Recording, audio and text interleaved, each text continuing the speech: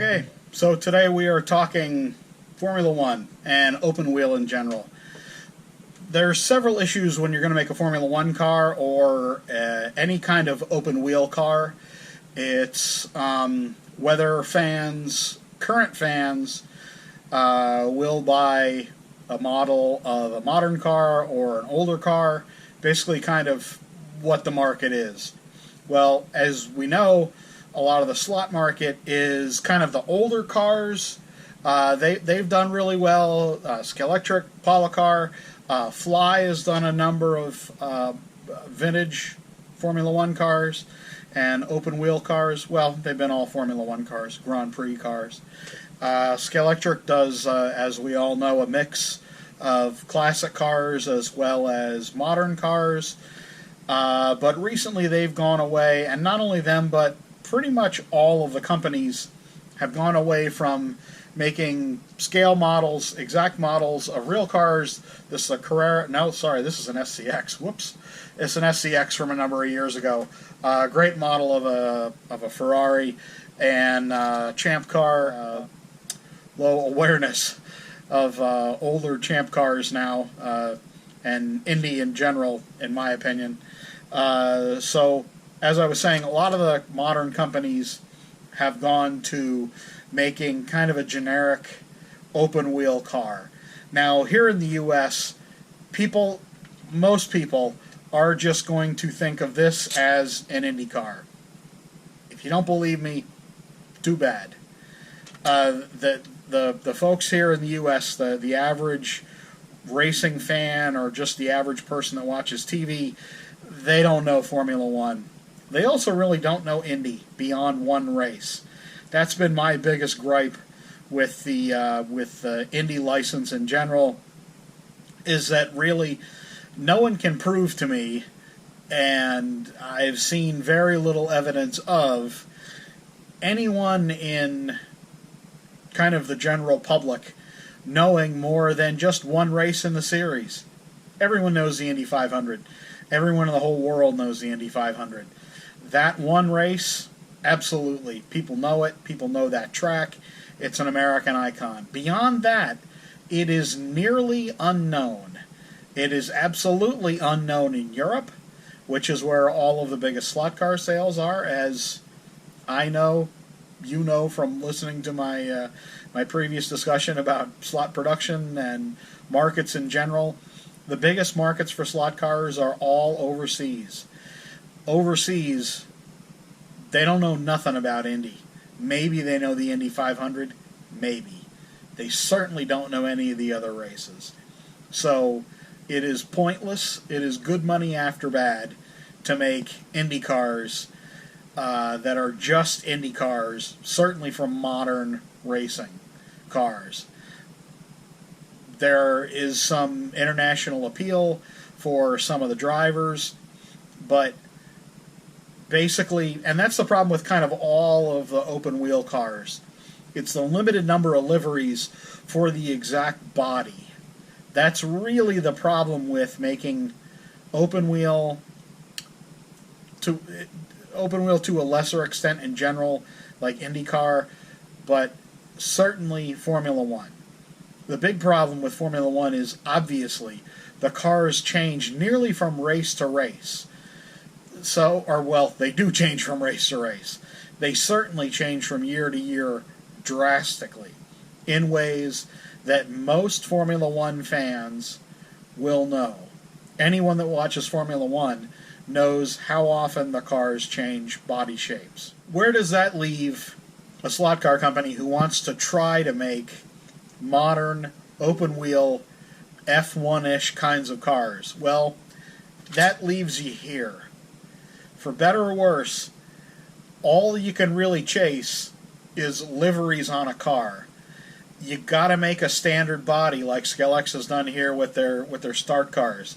These cars are cheap. They're reasonably durable because the body has very few parts. This has a chassis piece.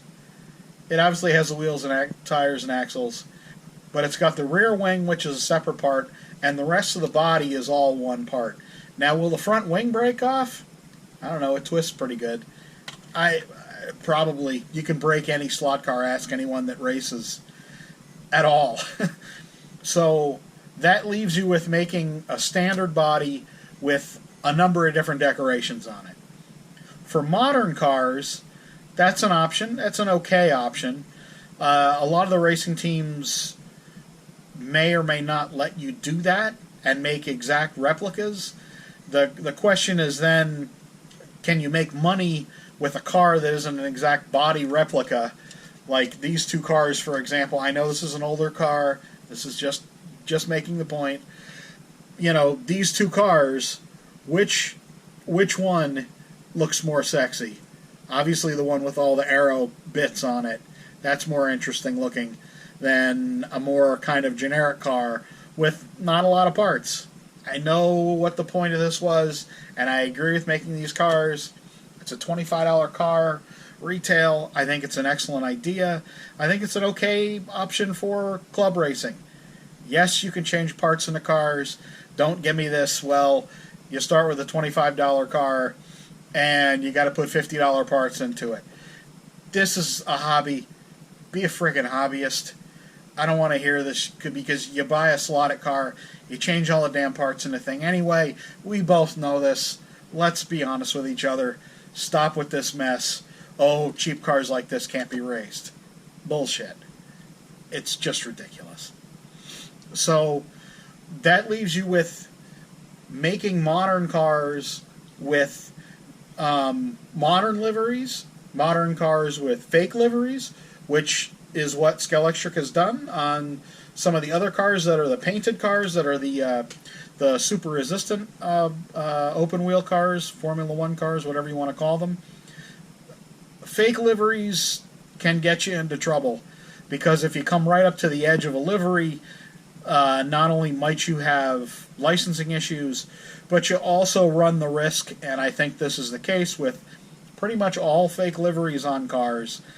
If it's a modern car, people know what the car should look like, or if it's a car made back into the 80s or even the 70s or even the 60s, people have a memory of what these cars should look like in real life.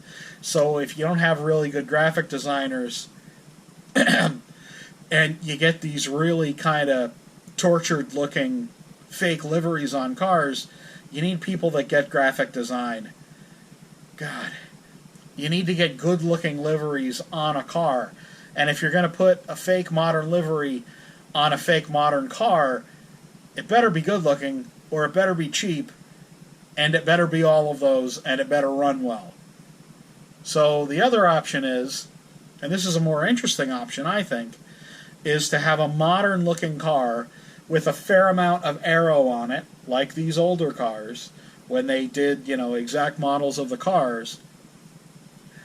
Have a more modern car with bits in it that make it go fast at a reasonable price for the quality, and you have decorations that are decorations from yesteryear.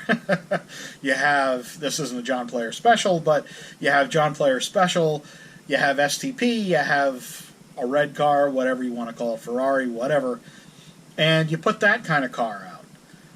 That's pretty appealing, I think. Obviously, the sweet spot is kind of, up until the era of when, the cars started to lose distinctiveness between the cars. This works this way in like stock car racing. It works this way in GT cars, although GT cars are pretty different. But it definitely works this way in Formula One. Very unique car. Very unique car. Less unique car. Unique car, but no one can tell it from year to year. You get to the modern stuff, if you just had a plain car with no livery on the thing, the average fan probably wouldn't be able to tell you what car it was exactly. So the sweet spot is kind of up until maybe the 70s. This is all opinion, of course. All of this is all opinion.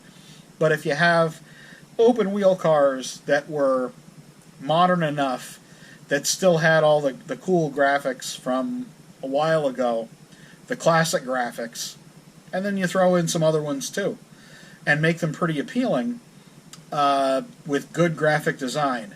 Good graphic design. On the cars, on an open wheel car, I think you have something there. So anyway, just to kind of wrap this up, none of the companies really are going to be chasing, as far as I know, and boy, I could sure be wrong, because I've been wrong a lot. Modern cars, exact models of modern cars, I think are largely a thing of the past. It's too expensive to keep changing the molds from year to year, because if you have a mold like this, you're only going to get about 2 years worth of cars out of it, meaning 4 cars.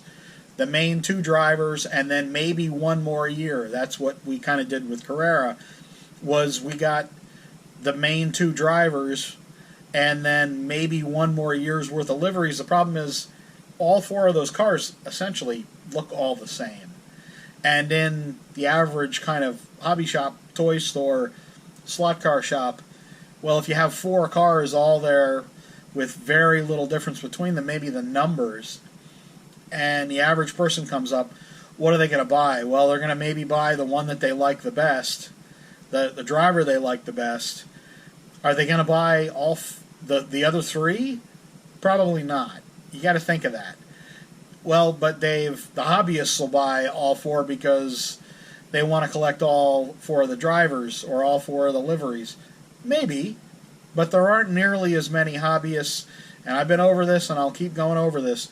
There aren't nearly as many hobbyists as folks think buying up all these cars.